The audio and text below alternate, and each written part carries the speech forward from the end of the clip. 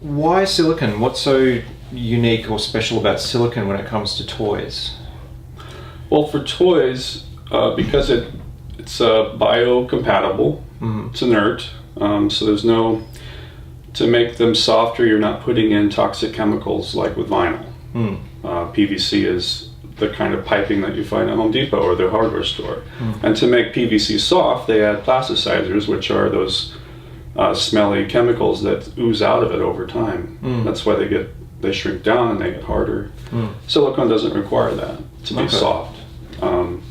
Warms up to your body quickly, holds the heat. They're comfortable. You can sterilize them and wash them. And I definitely want to talk about that. They hold up to grease, which is, Crisco and Visiting. And so with silicone, like, my understanding is, now this is what I've been teaching, and correct me if I'm wrong, is that basically you can use pretty much any lube with a silicone toy, but you need to be careful with some of the silicone lubes. Is that correct? So I go back and forth, and this is complicated by the fact that there are so many different silicone lubes out there, and they put all kinds of stuff in them, and it's so impossible for a toy maker, any toy maker, to be testing all of these chemicals. And if you've ever taken a chemistry class, you know that when you combine chemicals, they can often together work much differently than separately. So it's near impossible for me to test every lube. I haven't had any direct feedback that's been traceable directly to silicone lubes. It's usually something else, like contact with vinyl toys or improper storage that creates the damage to the toy. I have not been able to prove that yet, but I'm always researching and taking feedback. All those silicone, the molecules in those lubes, they seem okay, but they don't dissolve or cause pitting or damage the toy in any way. Not that I've been able to prove. Okay. Yeah, if somebody can come to me and help me, for community information, I would love to do some research. Okay. X-lube, Now with the silicone, now I'm guilty of this. I've often used the term medical grade silicone, but I understand that may not be a fact. Or can you help me understand the nature of the silicone in that it's safe to go inside the body? Yeah. So on the silicone lubes, I have a great FAQ on my site about lubes that I always continually update. So if there's new information, that will be on the site. Cool. And so that just makes me think of that because I also talk about medical grade versus platinum grade because it's been coming up a lot over the last couple of years. We're seeing a huge influx of silicone toys on the market where all the other mainstream companies are finally getting wise to silicone, and the consumer's mindset's changed enough that they're willing to spend the extra money for silicone. Yeah. So a lot of them aren't aware, and they use medical grade. I don't think because they're intentionally trying to sell something that they know is not true, but I think because I get the questions from my customers, they want medical grade because what they're really asking for is they want the safest. Absolutely. Material. And so they think medical grade is the standard, which it is, I guess. But in all honesty, there's no medical grade silicone that you can use to make toys. The casting and the processing. What they really should be saying is platinum grade. Okay. And they should be saying 100% platinum grade. So what's platinum grade silicone? So all medical grade silicones are platinum grade silicone, but only very few platinum grade silicones go through the certification to become medical grade. Okay. And that would require all the equipment that's used to process the silicone has to be certified medical grade. All the lubricants and the machinery and the tubing has to be certified medical grade, and the detergents to clean the molds or whatever in that studio. You might be able to use a medical grade silicone, but once you introduce pigments into it, I don't know of any pigment that's medical grade certified. Yeah.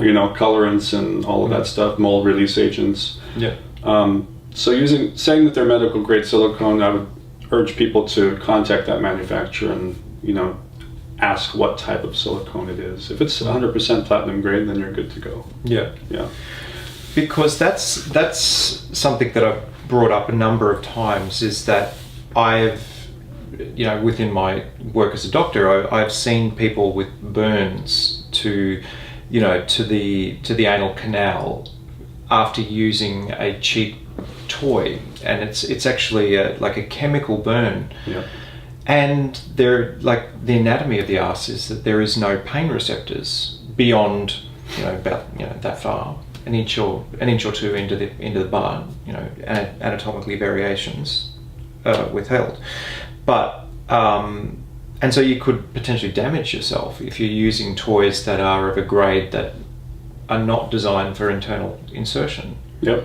I love that you're a doctor, because I can talk to you about things that I can't talk to many people about. Yeah. But sure. there's also the fact that the rectum its purpose is to extract the last remaining water from your feces, right?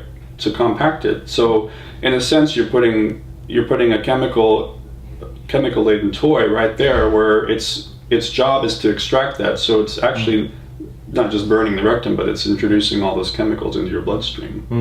And a lot of those were known to be endocrine disruptors, the phthalates and all that, and they went to moving to get all the phthalates out, but doesn't mean it's any safer. And I think that's a really important thing. Like within medicine, we use, for people who can't swallow or babies who can't swallow, we will often put medications in through the bud. Yeah. And the reason for that is because it's absorbed and it misses a pass through the liver.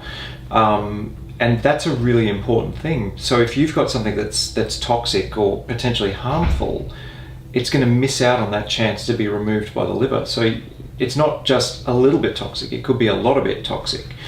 And that's why I really do recommend that if you're going to be inserting something inside your body, you have to feel confident that it's not going to cause harm. So it's exciting that you've kind of led that pathway forward for people to be able to feel confident that they're using a toy that's safe. That was part of the pioneering work I had to do for my own brand, was to get people to part with $200 for a toy. Is the part of that was the education, which now other companies are now able to come in and benefit from that. Started changing that industry and the way we think about play and investing in our health. But I don't want to, just to go back just a half step, I don't want to make it sound like you absolutely have to buy silicone toys, because not everyone can afford pure silicone toys. I've always advocated there's a place for those cheaper materials, because people might be just embarking and they're on their journey and they'll end up growing through 3 or 4 sizes, and they'll end up wasting a lot of money. So I actually do advocate going with the cheaper materials, but always putting a rubber on it or two.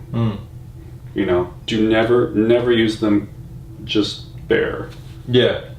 So you're using a layer of latex to protect against the chemicals being extracted. And if you're latex intolerant, you've got other you can use other condoms. The condoms that are like they're interesting. The texture of those, they don't stretch as much.